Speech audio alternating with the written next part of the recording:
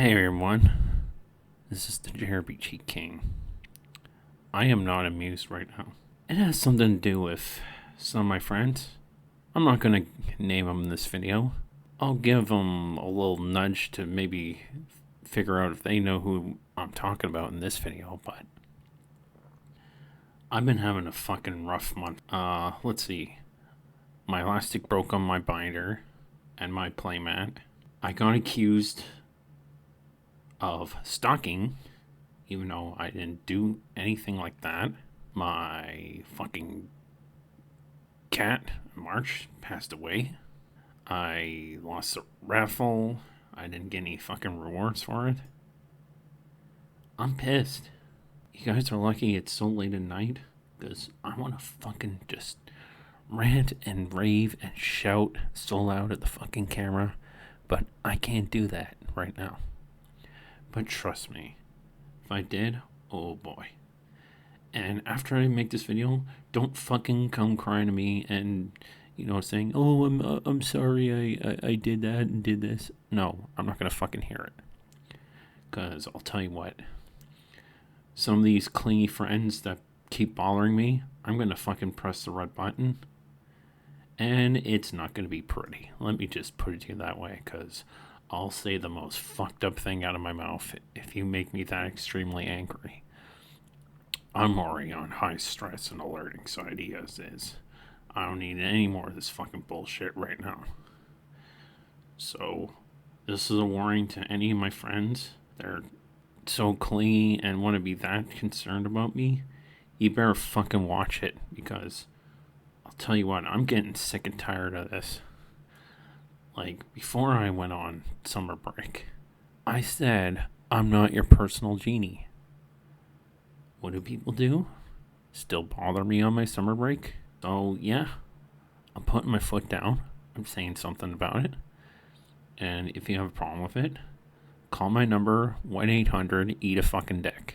Because I'm sick and tired of this. You are living proof that Christ's death was in vain. You embody all the worst aspects of our gluttonous and proudly ignorant culture.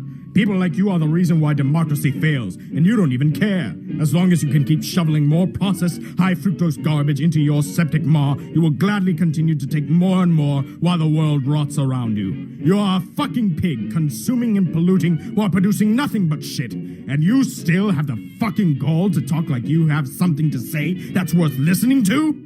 Your every affectation is cringeworthy. Your intellectual musings are a lamentable pretense, which fool nobody but yourself. Your dime-store philosophy is merely the paraphrase and regurgitated quotes of so-called thinkers, whose apparent eloquence you wish would rub off onto you. Just stop trying to sound smart, because you're not. You're a fucking moron, and deep down in that pit of your hollow, cavernous being, you know that to be true. So do the world and yourself a favor, and glue your fucking mouth shut before you embarrass yourself any further. The space you occupy is wasted.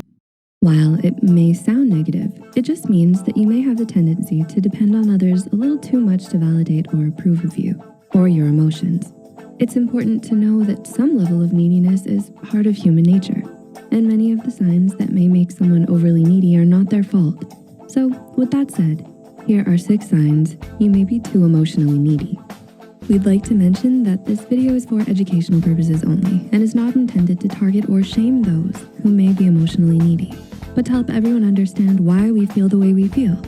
If you find yourself relating to the points we mentioned, remember to be kind to yourself. And remember that you can always work towards correcting or improving upon behaviors that might make you too needy. Number 1, you have an unhealthy attachment style. Did you know that your attachment style can affect your emotional needs? An attachment style describes the way you behave in your relationships with others. According to Your Tango, those with avoidant or anxious attachment styles may come off as more emotionally needy than others, especially in their romantic relationships. Both of these attachment styles involve feelings of insecurity, which may explain why you may be more emotionally needy compared to those with a secure attachment style. Number 2, you're unsure of yourself. Are you always unsure of how you feel? According to psychologist Marcia Reynolds from Psychology Today, if you find yourself with a lot of unmet or undesired emotional needs, it could be because you still haven't tapped into those emotions yourself. Journaling your thoughts and emotions as soon as they reach the surface may help you become more independent when it comes to fulfilling your emotional needs. Number 3, you suffer from anxiety. Did you know that emotional neediness could also be a manifestation of anxiety? According to San Jose Anxiety Counseling, what may come across as clinginess or neediness could actually be anxiety. Some people with anxiety feel an overwhelming need for reassurance in their relationships, and whether they're conscious of it or not, it can very easily translate into emotional neediness. Number 4, you have trust issues. Are you always questioning the people close to you? As it turns out, jealousy and feelings of abandonment in your relationships are pretty strong signs of emotional neediness. Both of these habits can be rooted in trust issues that may have developed from past trauma or betrayal. When you have a hard time trusting your friends or partner, it's easy for you to develop feelings of jealousy and uneasiness towards your friendship. Number 5, you doubt yourself. Do you move through life with an underlying fear of failure?